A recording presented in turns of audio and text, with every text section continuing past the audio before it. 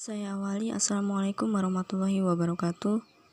Baiklah, di sini kami dari kelompok 1 ingin memaparkan materi mengenai hukum internasional.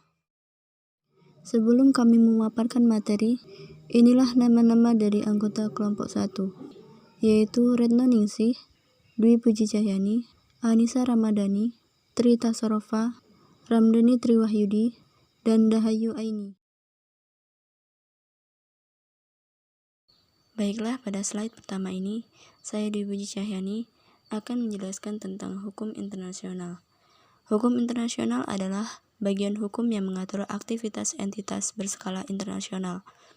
Pada awalnya, hukum internasional hanya diartikan sebagai perilaku dan hubungan antar negara.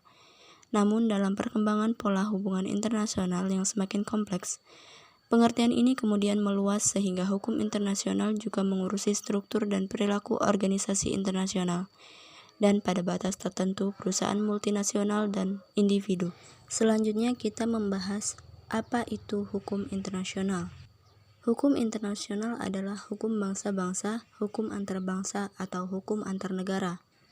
Hukum bangsa-bangsa dipergunakan untuk menunjukkan pada kebiasaan dan aturan hukum yang berlaku dalam hubungan antara raja-raja zaman dahulu.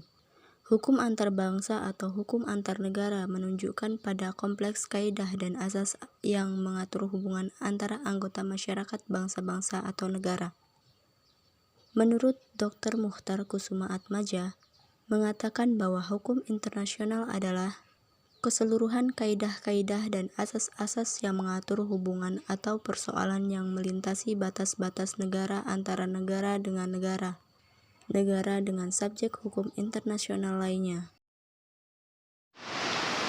Saya Retno Ningsih, saya akan menjelaskan tentang tujuan hukum internasional.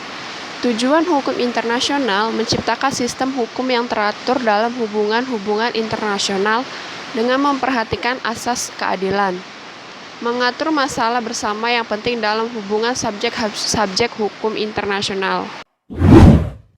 Apa aja sih asas-asas hukum internasional? Asas-asas hukum internasional dibagi menjadi 3, yaitu asas teritorial. Menurut asas ini, negara melaksanakan hukum bagi semua orang dan semua barang yang berada dalam wilayahnya. 2. Asas kebangsaan. Menurut asas ini, setiap warga negara dimanapun dia berada tetap mendapatkan perlakuan hukum dari negaranya. Asas ini memiliki kekuatan ekstrateritorial, artinya hukum negara tetap berlaku bagi seorang warga negara walaupun ia berada di dalam negara lain. 3. Asas kepentingan umum. Menurut asas ini, negara dapat menyesuaikan diri dengan semua keadaan dan peristiwa yang bersangkut paut dengan kepentingan umum. Jadi, hukum tidak terikat pada batas-batas wilayah suatu negara. Saya Anissa Ramadhani akan melanjutkan penjelasan materi dari kelompok kami. Selanjutnya, asas hukum internasional. Dalam pelaksanaan hukum internasional, sebagai bagian dari hubungan internasional, dikenal ada beberapa asas, antara lain, yang pertama, Pacta Sunt Servanda, artinya setiap perjanjian yang telah dibuat harus ditaati oleh pihak-pihak yang mengadakannya. Selanjutnya, equality rights, artinya pihak yang saling mengadakan hubungan itu berkedudukan sama. Selanjutnya, resiprositas, artinya tindakan suatu negara terhadap negara lain dapat dibalas timpal, baik tindakan yang bersifat negatif ataupun positif. Yang keempat, courtesy, artinya asas saling menghormati dan saling menjaga kehormatan negara. Dan yang terakhir, rebus sic stantibus, artinya asas yang dapat digunakan terhadap perubahan yang mendasar atau fundamental dalam keadaan yang bertalian dengan perjanjian itu. Selanjutnya, klasifikasi macam-macam hukum internasional. Macam-macam hukum internasional menurut Sri Jutmini dan Winarno, antara lain yang pertama, hukum internasional umum, yaitu peraturan yang dilaksanakan secara universal. Yang kedua, hukum internasional regional, yaitu peraturan-peraturan yang tumbuh dengan adanya hubungan antar negara dan terbatas pada lingkungan berlakunya. Hukum internasional regional tumbuh melalui hukum kebiasaan. Peraturan-peraturan regional tidak berarti derajatnya lebih rendah daripada peraturan internasional. Peraturan-peraturan regional hanya bersifat menambah, atau complementary, atau berhubungan, atau korelatif.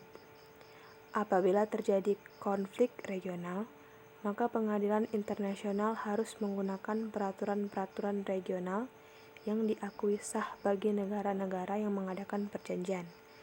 Selanjutnya, hukum internasional khusus, yaitu peraturan-peraturan yang hanya berlaku pada negara-negara tertentu yang tidak terbatas pada wilayah tertentu. Hukum internasional khusus tumbuh melalui perjanjian atau konvensi internasional. Contoh, Konvensi Eropa tentang HAM. Perkenalkan, nama saya Dahyuaini. Di sini saya akan menjelaskan tentang hukum internasional. Hukum internasional terbagi menjadi dua bagian, yaitu yang pertama, hukum publik internasional adalah hukum internasional yang mengatur negara yang satu dengan lainnya dalam hubungan internasional atau disebut hukum antar negara. Yang kedua, hukum perdata internasional adalah hukum internasional yang mengatur hubungan hukum antara warga negara di suatu negara dengan warga negara dari negara lain atau disebut hukum antar bangsa. Menurut Grotius, hukum publik internasional atau disebut hukum internasional publik terdiri atas yang pertama, hukum damai adalah hukum yang mengatur hubungan-hubungan hukum antara negara-negara dalam keadaan damai. Yang kedua, hukum perang adalah hukum yang mengatur hubungan-hubungan hukum antara negara-negara yang berperang dan menentukan larangan-larangan mengenai cara berperang. Di sini ada beberapa hal yang harus dihormati pada saat perang, antara lain. Yang pertama, kota terbuka tidak boleh dibom. Yang kedua, tempat palang merah dan petugasnya harus mendapat perlindungan. Yang ketiga, perang kuman atau biologi dan kimia dilarang. Yang keempat, tawanan yang lukai harus mendapat perawatan. Yang kelima, tidak boleh membinasakan penduduk sipil. Yang keenam, larangan pengerusakan terhadap fasilitas umum dan tempat ibadah. Saya Ramdhani Wahyudi. Di sini saya akan menjelaskan subjek hukum internasional. Subjek hukum internasional 1. Negara. Negara sebagai subjek hukum internasional yang terdahulu. Negara sebagai subjek hukum internasional harus memenuhi kualifikasi. Antaranya, harus mempunyai penduduk tetap, wilayah tertentu, pemerintahan, merdeka dan berdaulat, atau kemampuan untuk mengadakan hubungan dengan negara lain. 2. Tahta suci atau Vatikan. Vatikan merupakan peninggalan Paulus Gereja Roma yang memiliki kekuasaan duniawi. Vatikan sebagai subjek hukum internasional sejak perjanjian antara Italia dengan Tahta Suci tanggal 11 Juli 1929. Ketiga, Palang Merah. Palang Merah merupakan organisasi yang berkedudukan di Jenepa, Swiss, berdasarkan Konvensi Jenepa tahun 1949 tentang perlindungan perak. Yang terakhir, 4. Organisasi internasional, yaitu tergabung PBB, ILO, WHO, dan FAO ditetapkan sebagai subjek hukum internasional berdasarkan konvensi internasional. Sekian. Ya, perkenalkan, nama saya Terita Saropa. Saya akan meneruskan subjek hukum bagian kelima, yaitu individu. Menurut perjanjian perdamaian Versailles tahun 1919 yang mengakhiri Perang Dunia Pertama antara Jerman dengan Inggris dan Prancis telah menetapkan individu dapat mengajukan perkara atau dituntut ke Mahkamah Internasional. perbuatan individu seperti apa yang dapat dituntut ke Mahkamah Internasional. Antara lain, pertama, kejahatan terhadap perdamaian atau mengobarkan perang. Kedua, kejahatan terhadap kemanusiaan atau pelanggar HAM. Ketiga, kejahatan terhadap perang atau melanggar hukum perang. Dan keempat, kesepakatan jahat bertaraf internasional. Bagian keenam dari subjek hukum, yaitu pemberontakan dan pihak dalam sengketa.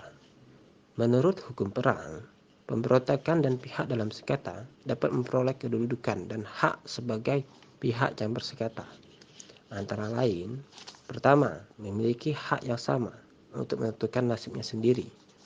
Kedua, hak secara bebas memilih sistem ekonomi, politik, dan sosial sendiri.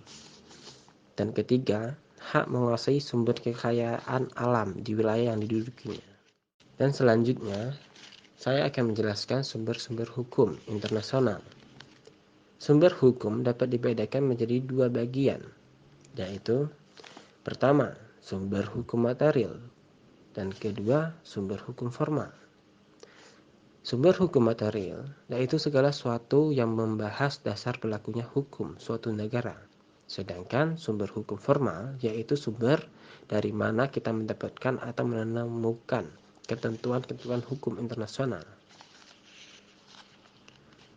Menurut pasal 38 Piagam Mahkamah Internasional, sumber hukum formal terdiri dari pertama, perjanjian internasional. Kedua, kebiasaan-kebiasaan internasional yang terbukti dalam praktek umum dan diterima sebagai hukum. Ketiga, asas-asas umum hukum yang diakui oleh negara-negara beradab. Yang keempat, jurisprudensi, yaitu keputusan hakim hukum internasional yang telah memiliki kekuatan hukum tetap. Dan kelima, yaitu doktrin.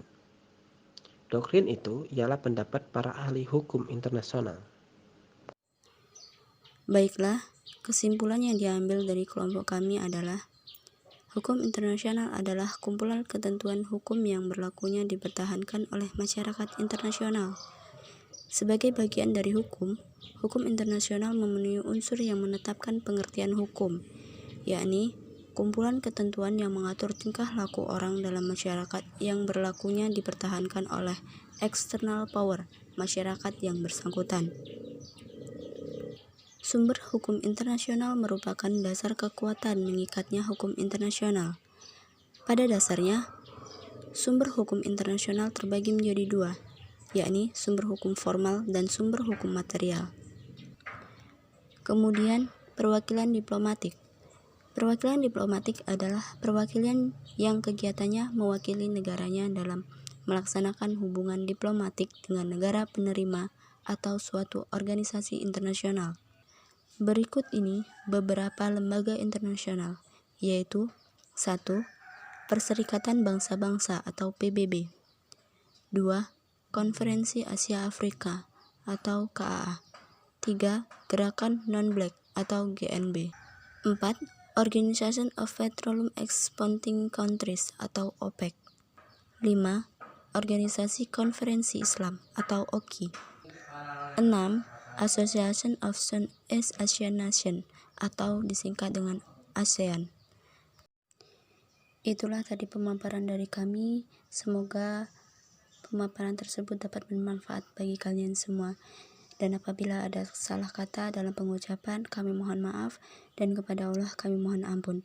Sekian kami ucapkan terima kasih. Wassalamualaikum warahmatullahi wabarakatuh.